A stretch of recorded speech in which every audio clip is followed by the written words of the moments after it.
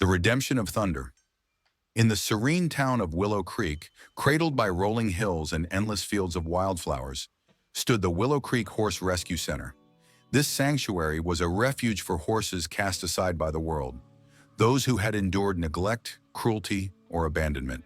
The center's weathered barns and open pastures were a testament to hope, a place where broken spirits could mend.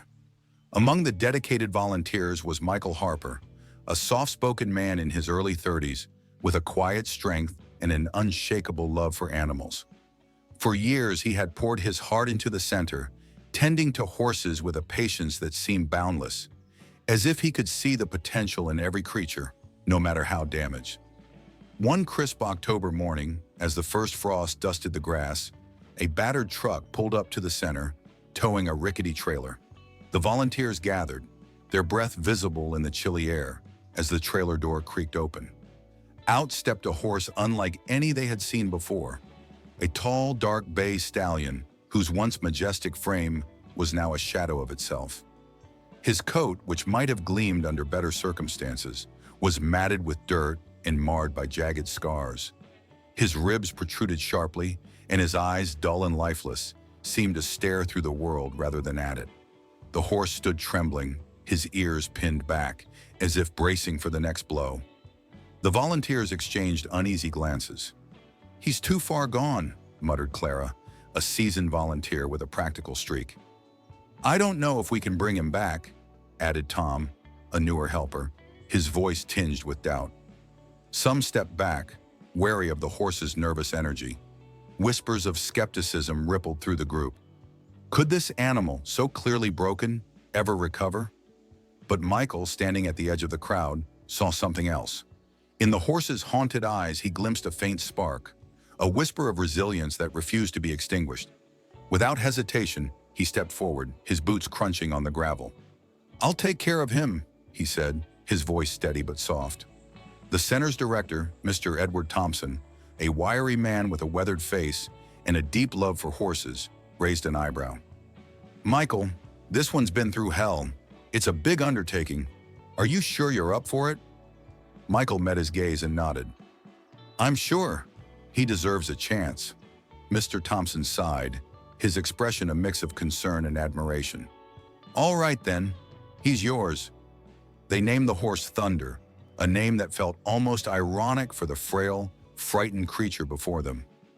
Thunder was led to a quiet stall in the corner of the barn, where he stood rigid, his muscles taut and his ears flicking at every sound. A creaking board, a distant bird, the murmur of voices. Michael understood that healing Thunder would be a marathon, not a sprint. The horse's body might recover with food and care, but his spirit, shattered by years of suffering, would need time, trust, and something close to a miracle. Each morning before the sun rose over Willow Creek, Michael arrived at the center. He'd sit on an old wooden stool outside Thunder's stall, not pushing or demanding anything, simply being present. Sometimes he'd talk to Thunder, his voice low and soothing, describing unimportant things, the way the dew sparkled on the grass, the chatter of sparrows in the oak trees, or the smell of rain on the horizon. Other times he'd pull out a worn paperback, reading aloud from adventure stories or poetry, letting the rhythm of his words fill the silence. Thunder barely moved at first, his eyes fixed on Michael from the shadows, wary and distrustful. But Michael didn't waver.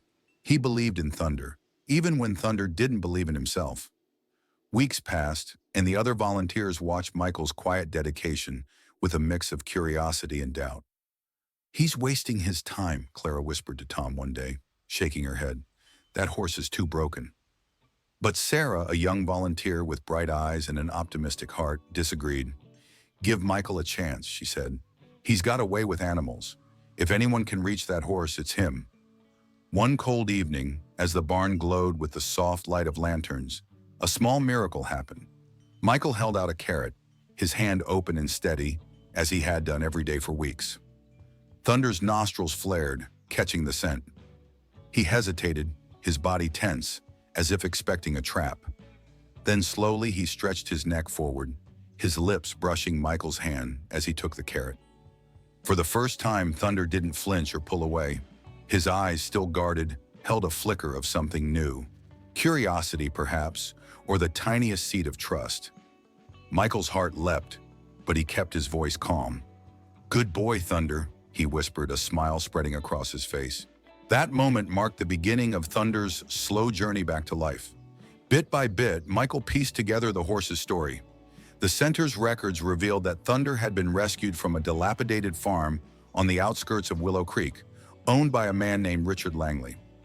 Langley was infamous in the town, a gruff, profit-driven farmer who treated his animals as tools, not living beings.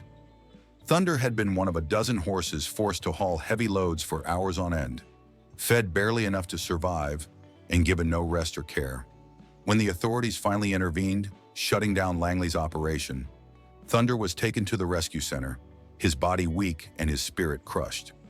Determined to understand Thunder's past, Michael decided to visit Langley's farm. The drive took him through golden fields and past quiet streams, the beauty of Willow Creek a stark contrast to the grim destination. When he arrived, the farm was as bleak as he'd feared. The fences sagged, their posts rotting in the ground. The barn's red paint had peeled away, and its doors hung crookedly on rusted hinges. Richard Langley emerged from the house, his face lined with age and hardship, his eyes narrow with suspicion. "What do you want?" he growled, crossing his arms.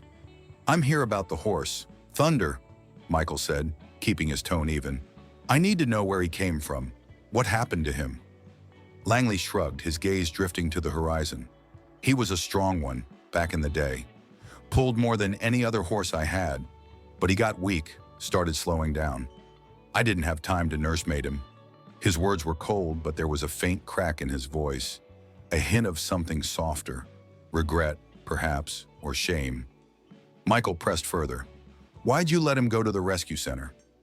Langley paused, his jaw tightening. "Figured someone else might see something in him I couldn't," he muttered, then turned and walked back to the house, leaving Michael with more questions than answers. The visit left Michael shaken but resolute. Thunder's scars ran deeper than the ones on his body. They were wounds of betrayal, of being used until he had nothing left to give.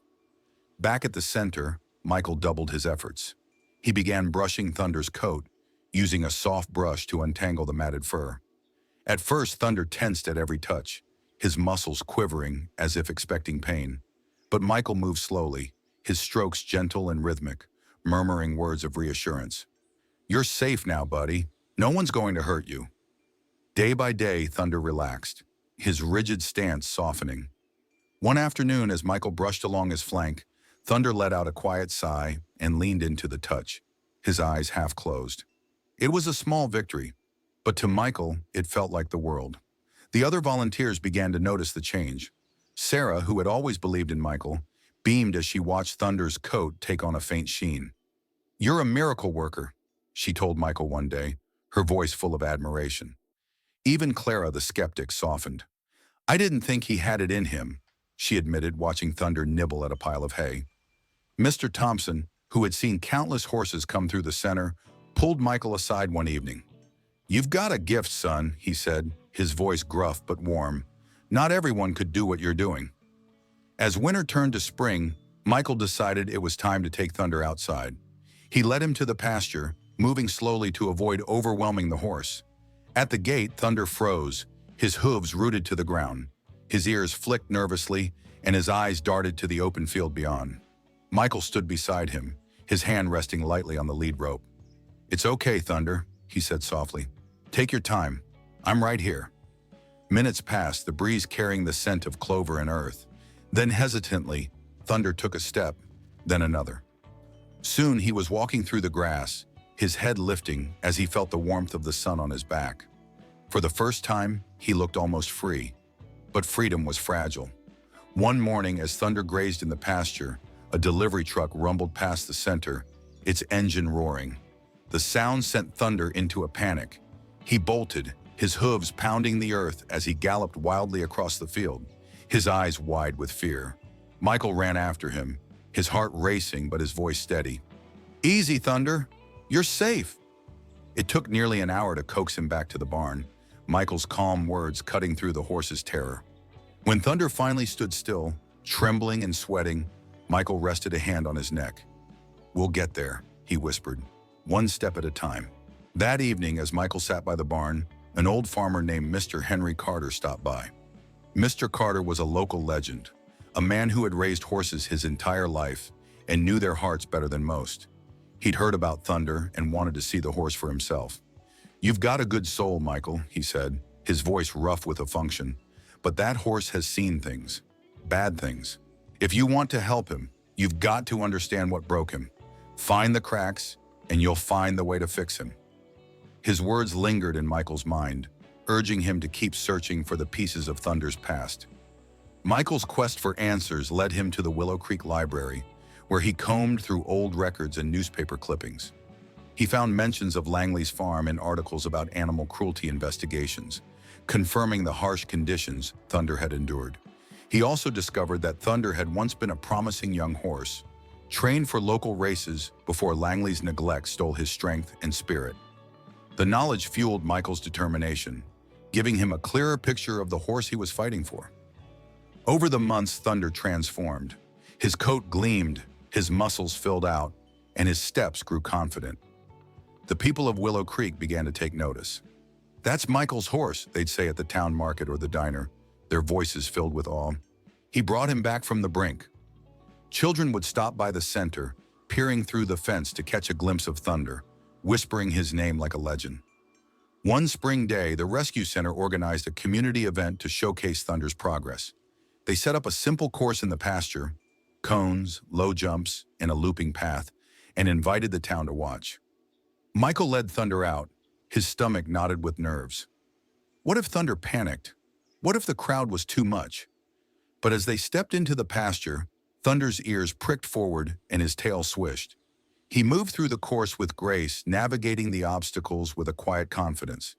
When he crossed the finish line, the crowd erupted in applause, their cheers echoing across the hills. A little girl named Lily, her pigtails bouncing, ran up to Michael afterward. "Is it true he was scared before?" she asked, her eyes wide. Michael knelt down, meeting her gaze. "He was," he said, smiling, "but he's brave now. He just needed someone to believe in him." Lily reached out to pat Thunder's nose, and the horse lowered his head, accepting her touch with a gentle huff. The event marked a turning point. Thunder became a regular at the center's events, greeting visitors with a soft nudge or a playful toss of his head. He seemed to thrive on the attention, his eyes bright and his spirit whole. Michael, too, found purpose in their journey. He continued volunteering, taking on new horses but always returning to Thunder, their bond unbreakable. Years later, Thunder was a cornerstone of the Willow Creek Horse Rescue Center. He'd stand proudly at fundraisers, letting children pet him while Michael shared their story. The tale of Thunder's redemption spread beyond Willow Creek, appearing in local papers and even a small documentary made by a college student. People from neighboring towns came to see the horse who had defied the odds, and many left inspired to adopt or volunteer, carrying Thunder's legacy forward. One quiet evening, as the sun dipped below the horizon, painting the sky in hues of pink and gold, Michael stood with Thunder in the pasture. His hand rested on the horse's neck, feeling the steady pulse beneath the warm coat. They had come so far, from a broken, terrified animal to a symbol of resilience and love.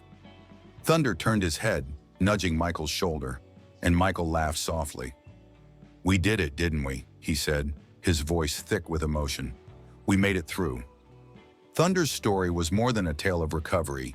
It was a testament to the power of trust, patience, and unwavering belief. It showed that even the most shattered hearts could heal, given time and care. For Michael and Thunder, the journey had been long and hard, but every step had been worth it.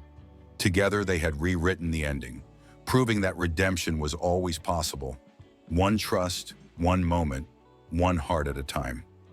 In the years that followed, Thunder became a beloved figure in Willow Creek. He lived out his days at the rescue center, surrounded by love and care, his scars a reminder of his strength.